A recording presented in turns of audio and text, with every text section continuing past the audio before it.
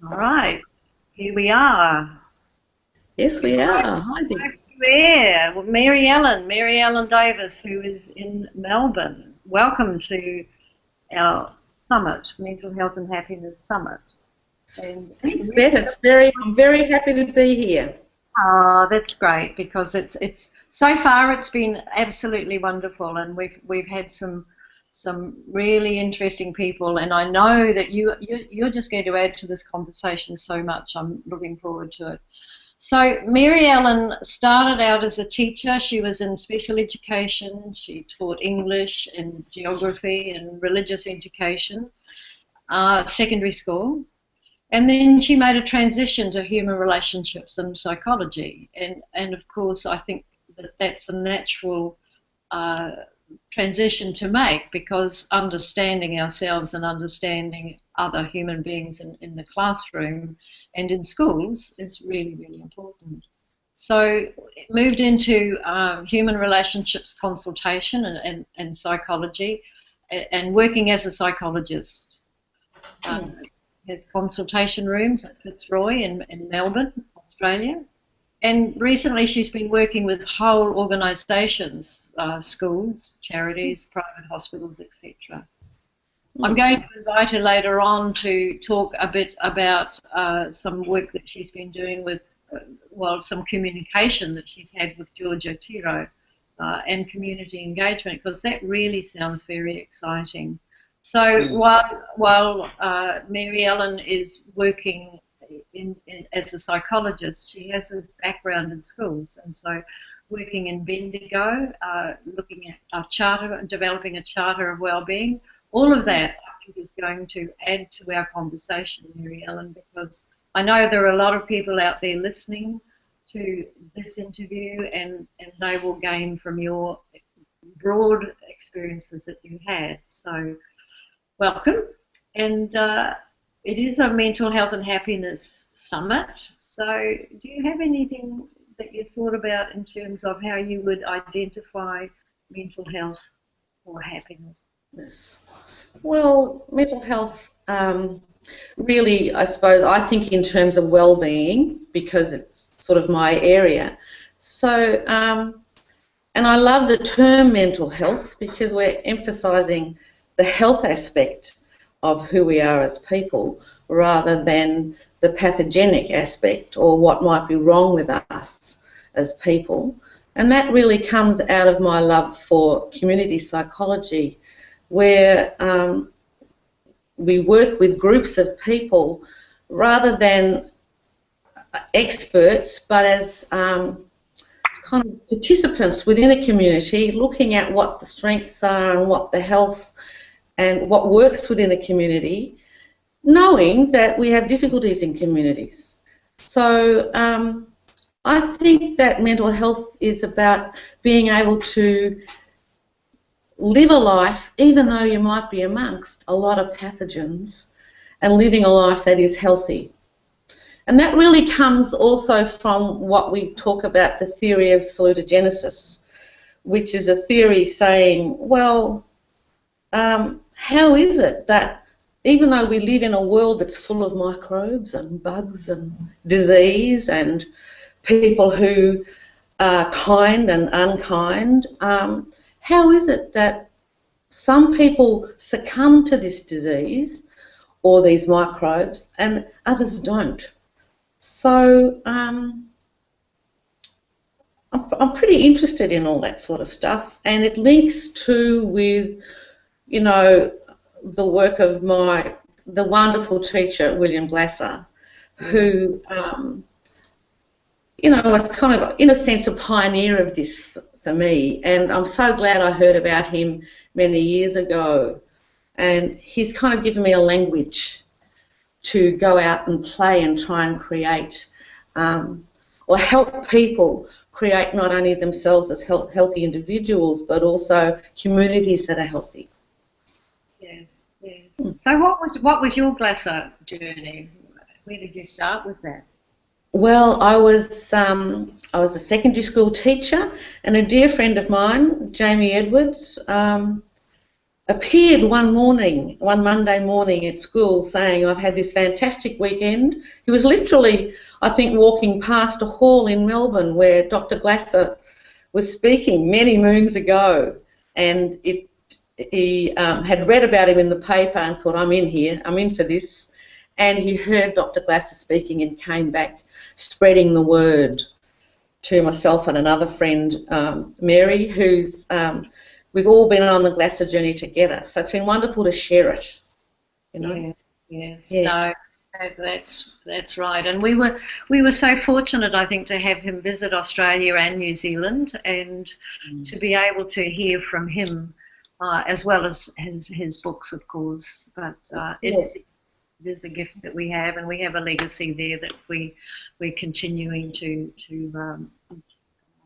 nurture, promote, after. Yeah.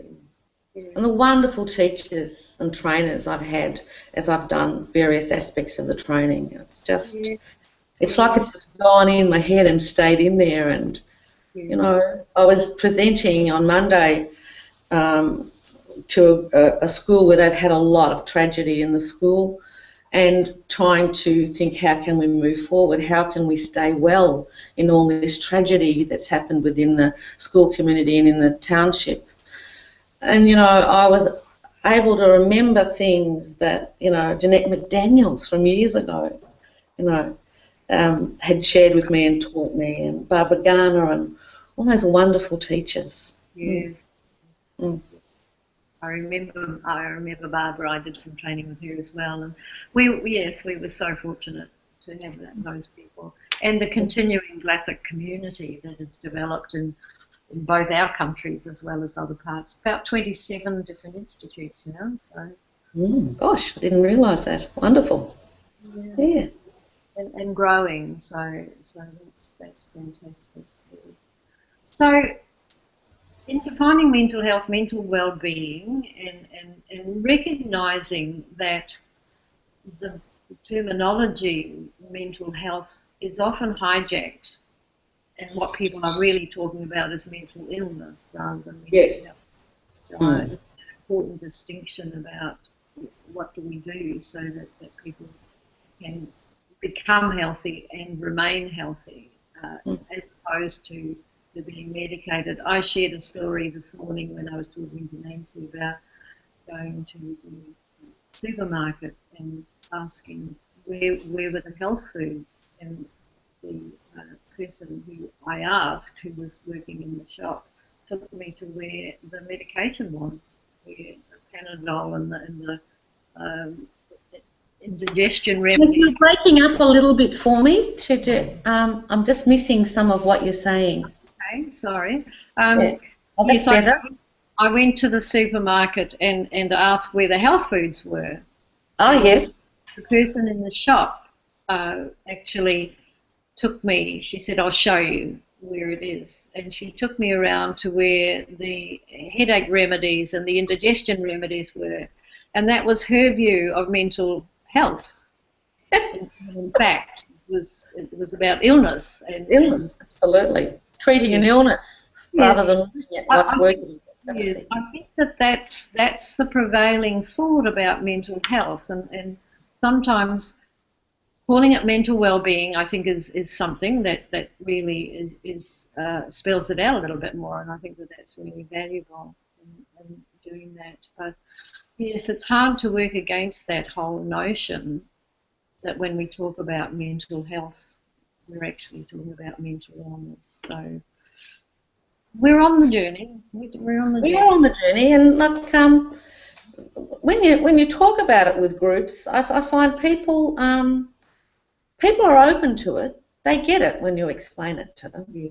You know, it's just, you know, just our own little voices out there, you know, beginning and continuing a conversation, and people get it and they like to hear it after a while.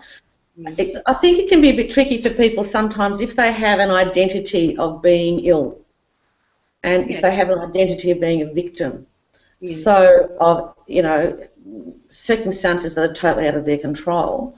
But I find, you know, at one stage I was doing some work in the psychiatric ward of a hospital, but even there people were really open to it. It had more life to it than the illness model. Right. Mm. Yeah. Okay. Happiness?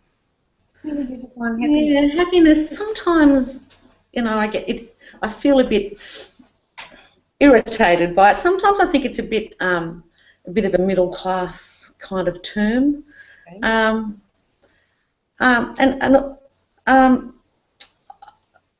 I think it can be a bit fluffy and a bit kind of shallow.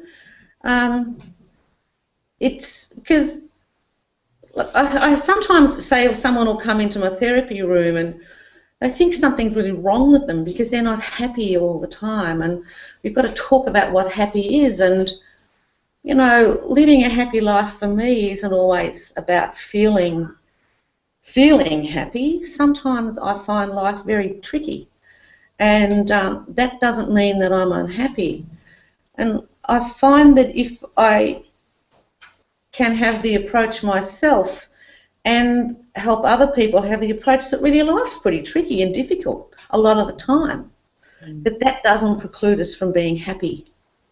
But I guess perhaps that comes from, and I think I'm saying middle class because I think it's in lots of ways perhaps a first world problem.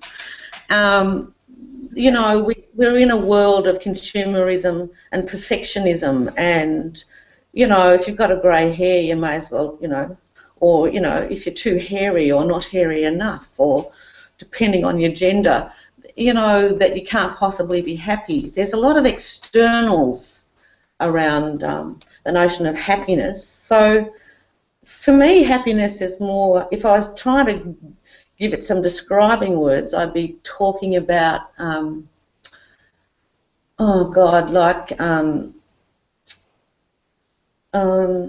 having a bit of a mental blank, like purpose and meaning, and that something's worthwhile even though it's difficult, and there's a certain kind of contentment in that, or sense of achievement, Yes.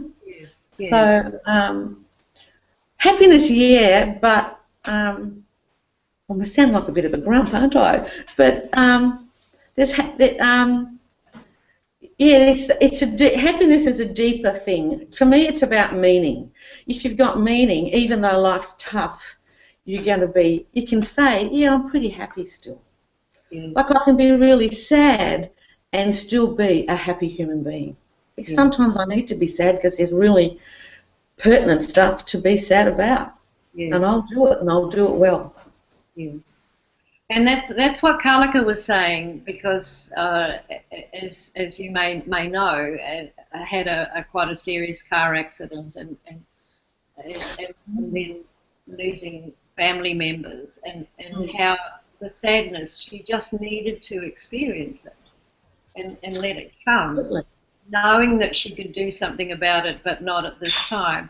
And so it's not such, I'm sad, so therefore there's something wrong with me. And I think that's the prevailing, for some people that's the prevailing thought, I have to be happy all the time.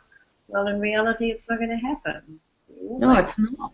Yeah. And the sadness of losing someone is because there's been love and caring, and in a way, it's kind of an acknowledgement of something very beautiful that, in one sense, is lost, but in another sense, you carry that person with you still, and that's right. It's a big change. Yeah. It's hard. Yeah. No, that's right. Yeah. And I was thinking when you were talking about meaning, as it's a sense or a feeling of happiness when you're doing something that has meaning for you. And going back to the work of Daniel Pink, because he talks about autonomy, mastery, and meaning as being motivators, human motivators. And when you look at that in terms of the basic needs of Dr. Glass's basic needs, it fits into that really well. So, yes, we're motivated, and if we are motivated, perhaps that's where happiness comes from. What do you think of that? Yes, yeah, I think so. And and all the reading that I've done, and I've done a lot, and I suppose I'll continue doing it. But purpose and meaning is it's right up there with everything. It's up there with all the theories, Yeah. So, what really matters to us? What makes our heart sing? Yes. I love that. I've got a little graphic that's got a heart with music over it, and I just love it because it is about Yeah. Like it's going back to when we lose someone we love, that person who makes our heart sing, we've lost them. So we're going to notice that loss, and sadness and grieving is part of that. I think it's normal. I think it's healthy. Yes. And Gary Garno expressed that so well yesterday as well. So he was saying exactly that. So do you think that there are things that people can do to improve their sense or their level of well-being, mental well-being? Oh yeah, I think there's lots that we can do, but there's whole lots of strategies and things. But I think if I had to give you one big thing, it's really our perception of things and our attitude to things. So, and we're in control of that. If we perceive things as being really terrible and too much, they will be terrible and too much. So, and sometimes when we get stuck in that, which we don't, sometimes things do feel like they're too much. And I try to look at that then, the strategy I use when I'm feeling overwhelmed like that, which does happen from time to time. That I've learned that's a signal for me to have a conversation with someone. It's time for me then to step out and ask for help. Right. It doesn't make me sick. It doesn't make me weak or pathetic or lacking in independence. It makes me like an interdependent person because I live in a community. So I can't do it all on my own. No. So I think that's one of the great strategies, a trusted listener in some way, a trusted friend, just to check out, is what I think happening? Yes. Is it as terrible as I feel it is? And just speaking it out loud, it often clarifies for you in yourself. And so often it's not what the other person does, but it's the fact that you've been able to articulate with somebody, a trusted person. And so often you come up with, okay, well, it's not as bad as I think it is, or maybe I could just come up with some sort of a plan. So I think yeah, you can usually come up with some sort of a plan, or at least a kind of a sense of what can I control and what can't I control about this. What is within my hands and what isn't within my hands. And I love that idea of when we talk in choice theory about the perceived world and how we value things as painful or neutral or pleasurable. I'm finding more and more as I play around with that and practice on myself is that things that I'm seeing red, I'm getting much better at making green or more neutral. Right, excellent. Which then kind of empowers me. So how do you actually do that? What are the processes for doing that? The processes is, well, I'm pretty good at back wheel spinning, so I'm pretty good at knowing what my emotions are, but also how I carry them in my body physiologically, because we feel in our bodies and with our bodies. So I've got pretty practiced at picking up my physiological signals, where I'm really stressed or worried or, and we've all got favourite behaviours, like some people have rashes or some people get headaches, Yeah. I've got my favourite behaviours, which can be all of those. And but so I've given rather than running from those signals I'm sending myself, I try to enter them a bit and listen to them. And then I can say, oh, you're thinking this is pretty bad, Mary Ellen. So I can then say get on to thinking, well, what can I do with this? If I'm stuck and I feel overwhelmed, that's when I need to share it with someone else. Because I'm a pretty independent sort of person and I like to do things my way. So sometimes I need that inner prompt to go and talk about it and get another idea. Yes. And I think in the media, and this is particularly, I can relate it back in New Zealand, and I'm sure it's happening here in Australia as well, but one of the All Blacks has been part of a really significant, for a number of years, probably for 4 or 5 years now. He's headed up an organisation that, while sharing his lived experience of depression, Yep. you need to talk to somebody, you need to find somebody who can listen and hear what you're saying. It's a way of helping you to deal with that. So it's pretty well out there now, isn't it, that people are being encouraged to do what you do, and that's, okay, I'm overwhelmed, I need to talk to somebody about it. And that it's okay to be overwhelmed. It's okay to feel what I feel. It's what I do with it. Yes. Right. What I do with that overwhelm or that, yeah. So tell us about your work and how it relates to mental health and happiness. Well, I like to think that all my work relates to mental health and happiness and the whole area of well-being, because you know, it's kind of like what I was just saying before around, I know how pretty good at knowing how I feel emotionally, but also I've learned to know how I feel physiologically. So, we're body, mind, and we're not just separate parts that go out there in their work. So, the work that I do, well, people get to know me, so they kind of know that that's the way Mary Ellen Davis works. And over years, I've just been invited to come in and do various, sorts of projects. I've always kept, from my teaching days, I've always kept work in education because it's very close to my heart, and I think it's just such a noble profession. So I've never totally left it. And I'm really enjoying a project that I am doing up in northeastern Victoria, where in the Catholic Education Department up there, the Sandhurst Diocese, they're doing wonderful stuff around wellbeing in whole school communities. So, and that whole school approach, what makes a well community, what makes a well little person, little child, and how can staffs be healthy in and amongst all the terrible things that are going on in the world, and how can we not be overwhelmed by this? How do we model for children and for parents who often get overwhelmed with what's going on?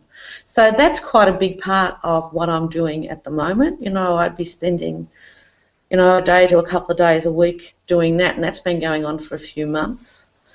I'm also... Sorry. Go on. I just wondered if you wanted to share a little bit more about that, because I think that sounds absolutely fascinating. Yeah, yes, it is fascinating, and it's actually how I met up with George Otero, and I've done a bit of work with him, and we're hoping to work again next year when he's back. And it's really about, and his work is around community engagement. How do you engage the wider community, or how do you engage parents in a school, and that kind of an approach? And it fits really well with the well-being, the whole school approach, the whole person approach, where we're looking at the health in schools, what's working well. And for instance, recently, there was a school where there'd been, some deaths of students, where a beloved member of staff had died very tragically, very quickly. So there are lots of complex things that can really shake the tree of what's this all about, even the shake the tree of meaning. What is all this about? How can this happen? So we've been trying to be preventative is one of the ways, is through education and having conversations with various schools about what do they think they need, and trying to have a sense of cohesion in each community so that when the tree is shaken, the tree of well-being or happiness is really being shaken, all the leaves and the fruit don't fall off necessarily, even though you might lose a bit. You know, what do individual communities need to do for themselves, and what help do they need, and what might those helps be? So we're having conversations around how to do that. What do they need, first of all, and what would it look like in your community? Because, you know, every school's different. Yes, yes, and personalising it and making it meaningful for each community is yes. I think it also then gives the community responsibility for itself, and that, I think, is one of the real nubs of well-being, of the salutogenic approach, of Glass's work. Like, the community owns itself. It's not at the behest of some outside force. And in order to be strong and healthy, you need to know what your strengths and what your weaknesses might be. So again, it's living within the mess or the microbes of life, and maintaining health rather than trying to avoid it or cure ourselves from difficulties. We can't. It's part of life. Yes, yes. That's right. I feel like I'm on a bit of a hobby horse now, on a soapbox. But I love it. The Charter of Wellbeing was a result of, in one school, was it, that you worked with? No, that's for the whole, yes. The Charter of Wellbeing has come out of working with Frances Brown, who's well known to choice theory lovers in Australia, and she's the wellbeing coordinator for that whole area of northeastern Victoria, and we got together with what we knew about conversations from schools, and then tried to write the charter up using the salutogenic approach and the how-to with choice theory and reality therapy and lead management. So it's a great little charter, guys. Yes. Oh, yeah. That's it. And it's, I think, again, I know I said really early on that Dr. Glassers gave me a language, and we've been able to use that language in the charter. And because it's clear and it's not psychobabble, it speaks to people, and it's actually, people find it useful. They actually read the document, which can be fairly miraculous in this day and age when people are inundated with information. You know, so it's something that they can go back to. It's like you know how Dr. Glasser, you know, worked with people and then wrote the theory. It's sort of that kind of thing. Right. Yes. Working backwards, you know, yes. from the lived experience of people. Yes. So it's kind of sucked it back in onto a document. And that, it's so important. It's that meaning, it's the purpose, it's the autonomy, all of that sort of wrapped into that whole process. Yeah. One of the things that has come out of change, in particularly in education, is that how do you work the sort of system that looks at that community involvement, that looks at students developing responsibility, self-evaluating, all of the things that we talk about in choice theory terms, but you've got a system that is the opposite, and you don't actually have control over it. You've got a boss-managed system versus a lead-managed vision for schools or a district. Yeah. Do you have comments on that? Certainly, and I think what we're trying to do, and it's working, you know, with the schools who have come on board, and they are more and more sharing the vision, is just that, you know, what I was saying before about you know, having the freedom to take personal responsibility for your area, but you don't have to use power over people. You don't. It doesn't work anyway. So give up now and have a go at this and try this out. Life's much happier if you're not trying to push other people around and get them to do it your way. But I think one of the other things too is that, you know, when you're mentioning boss management and lead management, we're really thinking that, you know, often when you're in schools, you know, we talk about the most important people there who are our students. But in one sense, this isn't about fixing the kids at all. This is about trying to allow the adults in the children's world to develop so that they can model and share and teach the little ones. So we're really looking at teachers and leadership in schools and having conversations with them and getting plans going about what would fit and suit in their school. And it's working. Right. Yes. It is working, and it's quite efficient and economically sound as well, I would say. Goodness, wow, it's got all the boxes. Boxes to check. There are a few. Yes. So one of the questions that we've been asking people is about the role for sadness. Is there a role for sadness in mental health? Oh, absolutely, and I guess we've already touched on it a little bit. Sadness is really important. It's healthy. It helps us know how we are, how we feel, but it also tells us about what really matters to us, what sort of a person we are, and it's important to know what matters to us. And I think too that when we lose something or someone that matters to us, we're going to be sad. And you can't just say lose a job or lose a person without having some kind of reaction to that. And I think we need to sit with that a little and listen to that, because then we can kind of filter down now, hang on, what's all this about? So what's really important here?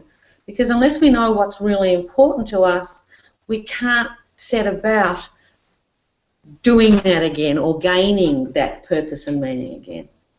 So I'm a great believer in sadness and giving ourselves permission to feel sadness, because it's appropriate, more than appropriate, it's healthy. It's just if we get stuck in it. Yes, that's right.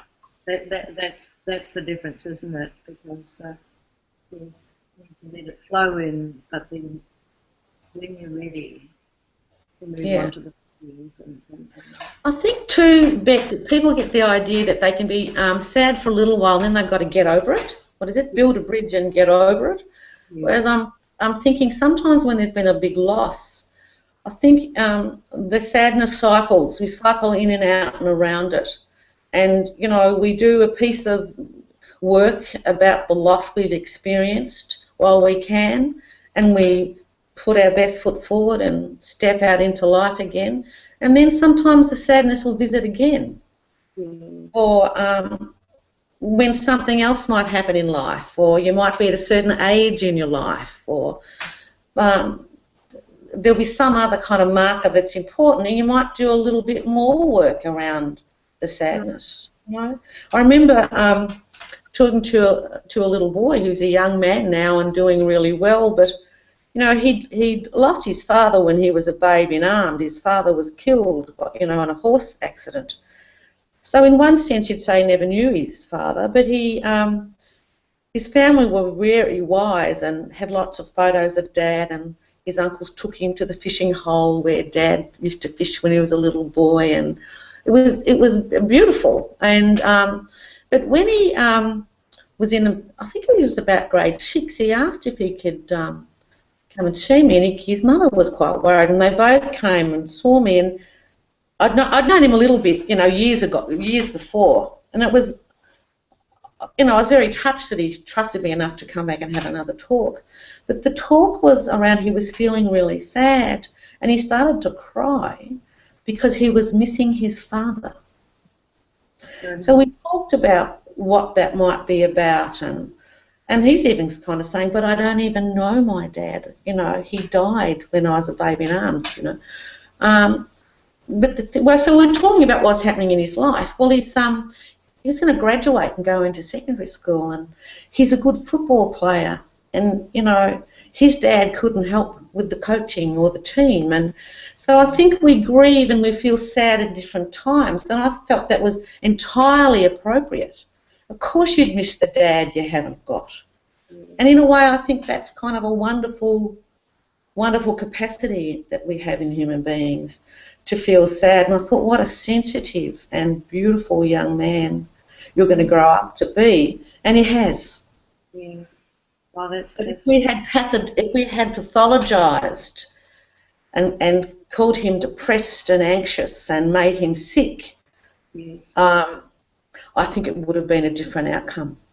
And all Mum was needing, Mum was worried, his mother was worried, but all Mum needed to know is, well, of course you'd feel like that. It's normal and natural. He's missing his dad. Yes. And that's okay. Yeah. Giving that permission, really, isn't it? I think so.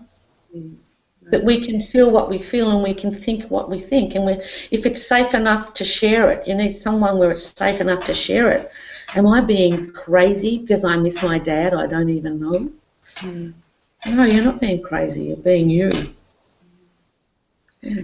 And often people find it uncomfortable to be around people who are sad. And so they try the strategies of, you know, well, just get over it, or you need to move on, or you need to go back to work because you need to be doing it. Because that's more of our discomfort than it is of the person who's experiencing it. Oh, I totally agree. And this, in the world of perfection, you know, we mustn't be down, we must be right, and we've got to cope. That ghastly world of coping. Imagine if we coped all the time. Wouldn't it be boring? Yes. So, I mean, I don't like to spend my life coping. Sorry? I missed that. What did you say? The last thing I want to do is spend the rest of my life coping. Yes, and I don't like being sad, but I have got some strategies that I use if I'm feeling sad. And I was sharing this morning that one of my favourite things is to have a day where I have the opportunity to do some work on the computer, writing or whatever. And then when I've had enough of that for a little while, I go out and do the garden. And I find that gardening is my therapy, that I can go out there and I can see things coming to life, and I can see things that are in the wrong place. And it really, really is a strategy that I use quite frequently. If there is something that I'm sad, it's not very often, but there are things that I'm sad about. And so what tips and strategies could you offer for people wanting to maintain a positive attitude, positive mental health? With me. Well, when I know that I'm feeling sad, I'm a bit like you. I like to be in the garden, but when I'm really sad, I like watering the garden. Watering the garden. So there's something about watering the garden, and I guess, what am I doing when I'm doing that? Well, I'm doing something, but it's not too much. No. You know, it's not too taxing. I'm doing something, but it's also giving me a bit of space to reflect and have a think. Yeah. And I'm in nature. Yes. There's something life-giving about it, and I love the smell of earth when it, you know, dry earth when it gets wet, and the smell of it, you know, kind of connects me to the earth, I guess, and the life force, and life finds a way, whether I can see it right then and now or not. So that's certainly one of my personal strategies. Any others? I'm really good at having showers. And which you'd probably be pleased to know. But it's a strategy I learnt when I'd actually been involved in a situation where a young boy, 17-year-old, had suicided. And I felt so utterly bereft and useless and powerless, and how could this have happened? And I was thinking of, come on, Mary Ellen, the old choice theory, how do you get this working now when you're really in the pit? And I was trying to think of, because I know in my head that when you're trying to get out of that terrible stuckness, you need to be able to get on your front wheels of your behaviour car and change somehow how you think. But my thinking was really down and stuck. And then I remembered that sometimes it's easier to do something different than it is to think your way out of a hole. So I thought of a shower, so I went with it. And I jumped in that shower with that hot water running over me, and I cried and I cried. Somehow it released me. So I had a great old cry. I think I kind of looked after myself in some way with the shower. So that's a real strategy for me, and I think too, because it's physiological. The wetness of the water is a physiological thing, so it can kind of cut across that terrible downness that you feel when you're very, very sad, and that kind of a stuck, immobilized feeling that you can't see you could ever get out of it. So, I just walked into another room and I had a shower, and I think it helped me. Well, I know it did. So I try to have very little ordinary plans that are doable, like watering the garden and having a shower, to start me off. And then I'm often able to have a conversation with someone. Yes, that's interesting. So it's the physiology and then reacting. Yeah. Like there's also, conventional wisdom tells us, it's moderation in all things, and you've got to exercise and eat well and do all that. Well, we know all that, but, we need to be aware of what makes our heart sing and what really matters. So we need to be checking in with ourselves, and, as we say in the choice theory, what self-evaluating is, what I'm doing working for me, is it getting me what I want? So so being in the habit of that, like I know it's kind of, it is a self-evaluation, but it's kind of like a little inner reflection too. It's a kind of a little meditation on how you're going. Yeah. And and often, even if I'm finding, which I often do, I'm very busy, I built that into my day. Often, it's not just at the beginning or the end of a day. Sometimes it's in the middle of a day. I'll think, hang on, what's going on in here? So that's a strategy to help me keep balanced in the midst of a lot of busyness and stuff that I don't always find easy. Yes. That's good. And I was also reminded of Joan Hogstad and her term. I'm sure it's other people's terms as well, but that's self-soothing. Oh yes, it's a beautiful, And I think that's what I was doing in the shower, because that's all I could do. Yeah. And I had enough. I knew enough to know it was okay to do that. So you talked about George Otero. Can you give us a little more information about that? I think this has dropped out.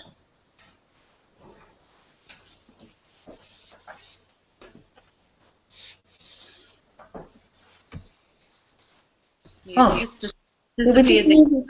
Okay, we're back. I can't see myself though. Is that possible to pop me on? So I've just got my IT consultant here. Yes. I think we're right again, aren't we? We're back in. Okay, I can see you, Bette, and that's fine. That's good. You're looking great. um, it's it's funny because we both have met each other on occasions, but we've never really sat and chatted. And here we are in front of the world, sitting and chatting, getting to know each other. It's really quite amazing. So it's quite amazing, because I remember last time I saw you at one of the conferences saying one day we will have a conversation. This is it. I mean, this is the beginning. This is the beginning. Great, I hope so. And anyway, going back to George Otero, he was asking me about, what I did. So I was telling you about my great love of choice theory and reality therapy, and just how terrific it is and how useful and practical it is. And we had also been talking a bit about positive psychology, and he, which he's saying, yeah, that's really good stuff. But he said to me, Mary Ellen, and I did my little spiel about sometimes I find this happiness stuff a bit shallow and fluffy and very first world and middle class. And he said, yes, it is. And he said, the positive psychology stuff wouldn't work in Puerto Rico, in the favelas, in the slums. It just can't connect there. But he said Glass's choice theory would work beautifully with the poor and the dispossessed. And I thought, oh, George, I like you. Yes. Where's he from? He's from, I think it's like San Antonio, down sort of New Mexico way. Okay. So, great guy. Oh, San Antonio, Texas. Yeah. Anyway, it's down that way. Look him up. His name is George Otero, Otero. So, and I'm really looking forward to. We've worked together a bit already, and it's just another way of getting things humming along. And Dr. Glass's work, connecting. It's wonderful. And if we look at the champion of choice, the biography of Dr. Glasser, throughout his development, he worked with different people. He worked with W. Edwards Deming. He worked with Johnson when he was looking at quality schools and that sort of thing. So he constantly tapped into and different people to support, to add to. And I think that's what you're doing with somebody like George. You're tapping into somebody else that brings another perspective, and I think that's really very, very important that we do that we make those connections. Yeah. It's just that wonderful feeling you get, when you meet someone who has, the same kind of, similar perceptions and understands that life is tricky. It's not easy, but there's a way of living it in the whole way. And I was really aware, have always been really aware at Dr. Glass's openness to other people's ideas. His work was not cultish, it's choice theory or no other way, as he was, I remember him saying, and I hope I'm doing Dr. Glasser justice, saying, I didn't invent it, it was there. There's nothing new under the sun. This is ancient wisdom, which it is. It's Aristotle, the life well lived and personal responsibility and control what you can control and what you can't. And, we are the only people that we can control. So I'm sure Aristotle didn't put it in those terms, but you know what I mean. Yes. And I love that freedom that Dr. Glasser had, that amazing freedom and openness to learning and trying on things to see what works and what doesn't.